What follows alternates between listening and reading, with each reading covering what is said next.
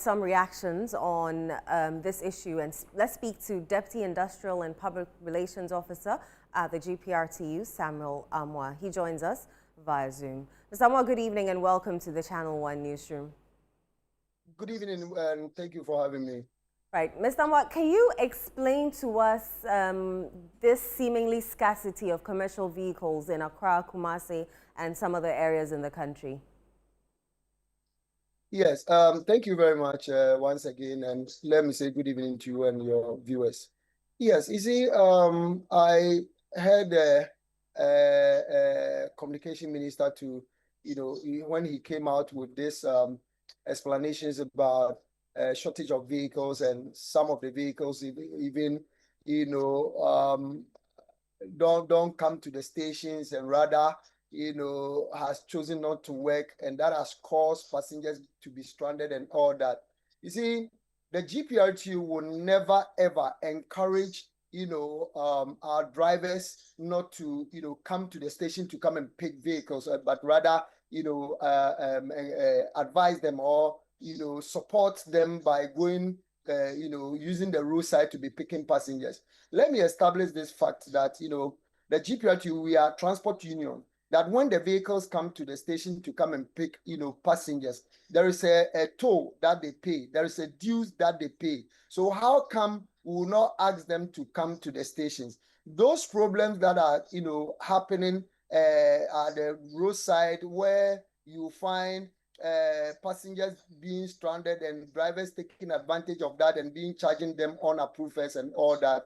Those vehicles that do that don't belong to the union, because we have made some checks to find out that our unions or our union vehicles are part of those vehicles that practices this issue of charging unapproved fares. And the result that we have been receiving is that most of them are floating vehicles. So that is why even today we had a brief meeting, and we are organizing ourselves to hit the street, to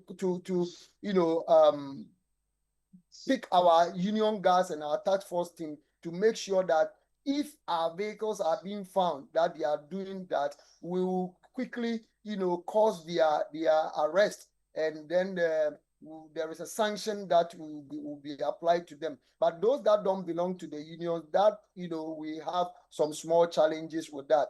Even as I'm speaking to you, we are having a meeting. We'll be having a meeting with the transport minister, hopefully by Friday. And these are some of the issues we are going to talk about. But we ourselves are not happy with what is happening, at the transport sector now. Mr. Amoah, there are some allegations against drivers, and you say they're not your members. So how then do you address the situation of drivers who pick, for lack of a better term, shots? So they're going to circle, but they'll get to Tesano and take a new fare to Abeka and take a new fare before they get to circle. How do you intend to address that issue? Oh, okay, so at our various stations, supposing you are at circle and you want to go to Nsawam, and you go to Nsawam station where they pick Nsawam vehicles, you pay Nsawam fare, and we'll make sure that the driver will take you to Nsawam. But what is happening is, when you pick the vehicle by the roadside, and maybe the driver will tell you, I am going to Achimota or I'm going to Pokuase, then you get on board. When you get to Pokuase, he will probably alight you at Pokuase. Meanwhile, maybe the driver, he's going to Nsawam all right, but because he didn't pick you from the station, that is why they normally do that. And we always encourage the passengers to come to the stations. So when you come to the station and you pick a vehicle that is going to your destination, there is no way the driver will just alight you halfway and be charging you SS and all that. Right. Fuel prices and spare parts have reduced, yet fares remain unchanged. Can you explain this phenomenon to us? Yes, fuel prices, yes, it has been reduced. We have a percentage threshold that we normally use. I quite remember when we had our 15% reduction in April last year. But then the fuel price was around 13 cedis thereabout when we had that reduction of 15%. After that, it went down. It went up again to 14 to 15, then it started coming down again. We are monitoring. But the spare parts, you see, the spare parts has not been reduced. We have had series of meetings with the Spare Parts Dealers Association, probably the Abosokan Spare Parts Dealers Association, and we told them that, or we came out that our parts has not been reduced. Yes, they came out with some list of parts that they have reduced, and those parts we are not using them.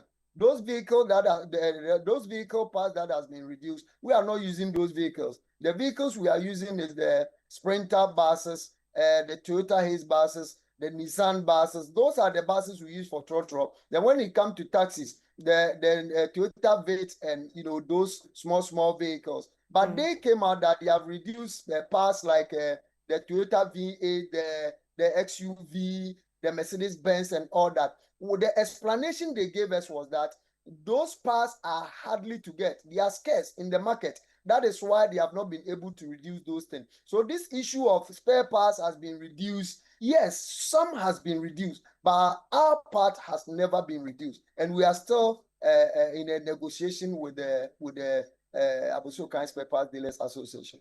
Right. The government has announced plans to meet the leadership of GPRTU on these top issues that we've raised this evening. What would GPRTU's stance be going into that meeting?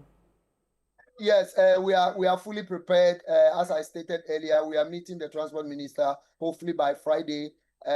What we want to do now is to organize ourselves by organizing our union guards, forming some task force. Then we are going to also request from the minister for them to let the police also come in. The MMDCs will also come in, so that we'll be standing at some vantage areas that we think most of the time some floating drivers do park and be picking passengers and have that opportunity to be charging them on approved fares and all that. So when these things happen, it's there that we'll find out those that are doing that. If those vehicles are with the GPRTU, yes, we will sanction them. If those that are not with the GPRTU, there's a law. The Road Traffic Law Act 2012, LI 2180, Regulation 121 stated clearly that if one commercial transport operator doesn't belong to any of the union, he must be arrested. Then the police will take that side of the law and apply on those that will find doing those things. So we are fully prepared. When we meet the minister on Friday, we'll come up, then whatever we have to do to put a stop to those things that are happening, we'll do that.